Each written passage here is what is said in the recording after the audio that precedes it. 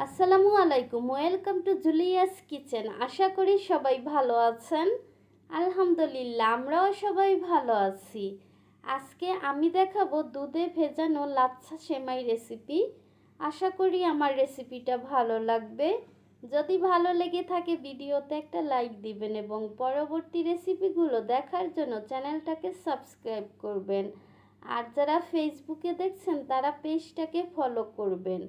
আশা করি রেসিপিটা ভালো লাগবে। চলে যাচ্ছি প্রস্তুত প্রণালীতে। এখানে আমি লাচ্ছা সেমাই নিয়েছি 1 প্যাকেট। এখানে 200 গ্রাম আছে। যে কোনো ব্র্যান্ডেরই লাচ্ছা সেমাই নিতে পারেন। তো আমি সেমাইটাকে যে বাটিতে সেট করব সেটায় ঢেলে নিচ্ছি। এটাকে আপনারা যদি এই নিয়মে করেন তাহলে একদম পারফেক্ট হবে। অনেকে বলেন যে ঘন হয়ে যায়, না হয়তো বেশি পাতলা হয়ে যায়। তো এইভাবে করলে আশা করি আপনাদেরটাও পারফেক্ট হবে। আমি সেমাইটাকে একটু ভেঙে নিয়ে তারপরে সেট করে নিচ্ছি চেপে চেপে। আমি খুব বেশি ভেঙে ছোট করব না, আমি এটা পছন্দ করি না। আপনারা যদি চান আরও ছোট করতে পারেন। এটা রেডি। এখন চলে যাচ্ছি পরবর্তী কাজে। আমি প্যানে দিয়ে দিচ্ছি 1 টেবিল চামচ পরিমাণে ঘি। চুলার আঁচটাকে আমি লোতে রেখে দিয়ে দিচ্ছি 1 টেবিল চামচ পরিমাণে কাঠবাদাম কুচি। চাইলে আপনারা আরও বেশি দিতে পারেন, আবার যদি বাদাম দিতে না চান সেই ক্ষেত্রে বাদও দিতে পারেন। এটা ভাজা হয়ে গিয়েছে, খেয়াল রাখবেন যেন পুড়ে না যায়। আমি বাদাম তুলে নিচ্ছি। এখন আমি এর মধ্যে দিয়ে দিব 2 টেবিল চামচের মতো কিশমিশ।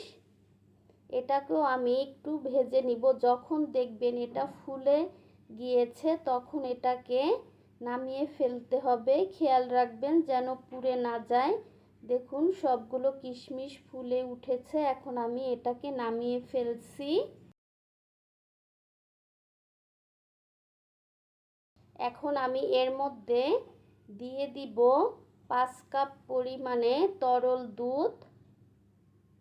যদি আপনারা বেশি পরিমাণে সেমাই রান্না করতে চান তাহলে সব কিছুর পরিমাণ বাড়িয়ে নেবেন। দুধটাকে জাল দিয়ে নিব আমি। 4-5টা বলক তুলে নিব। দিয়ে দিচ্ছি 1/2 কাপ পরিমাণে গুঁড়া দুধ। গুঁড়া দুধটা দেওয়ার চেষ্টা করবেন, তাহলে সেমাইটা খেতে মজা হয়। যদি আপনারা গুঁড়া দুধ দিতে না চান সেই ক্ষেত্রে দুধের পরিমাণটা বাড়িয়ে নেবেন।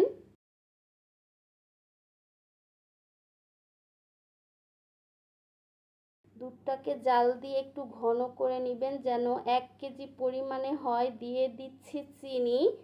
এখানে আসলে মিষ্টিটা যে যার পছন্দ মতো কম বেশি দিতে পারেন। দিয়ে দিচ্ছি তেজপাতা চিড়ে। দিয়ে দিচ্ছি 2টা এলাচ একটু চিড়ে দিয়েছি, তাহলে গন্ধটা ভালো বের হবে। 200 গ্রাম সেমাইয়ের জন্য 1 কেজি দুধ একেবারে পারফেক্ট একটা মাপ। তাই আপনারা যদি দুধটা ঘন করতে চান সেই ক্ষেত্রে আপনারা 2 কেজি দুধ নিয়ে 1 কেজি পরিমাণে করতে পারেন জাল দিয়ে। আবার 1.5 কেজি নিয়েও আপনারা 1 কেজি পরিমাণে রাখতে পারবেন। কথা হলো 1 কেজি আমার জাল দেওয়ার পরেও থাকতে হবে, তাহলে 200 গ্রাম সেমাইয়ের জন্য একেবারে পারফেক্ট হবে। আমি যেহেতু এখানে 1/2 কাপ পরিমাণে গুঁড়া দুধ দিয়েছি তাই আমি 5 কাপ দুধ নিয়েছি। এখন আমি মিষ্টিটা চেক করে দেখছি।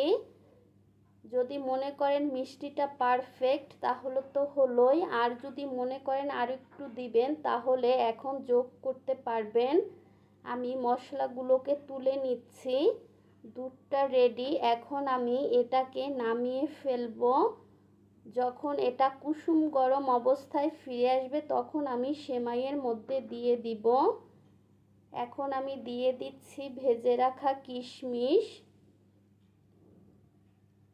দুধটা এখন কুসুম গরম অবস্থায় আসছে, তাই আমি কিশমিশ এবং বাদাম দিয়ে দিচ্ছি। গরম দুধ দিতে যাবেন না, তাহলে সেমাইটা বেশি সিদ্ধ হয়ে একদম ভর্তা ভর্তা হয়ে যাবে।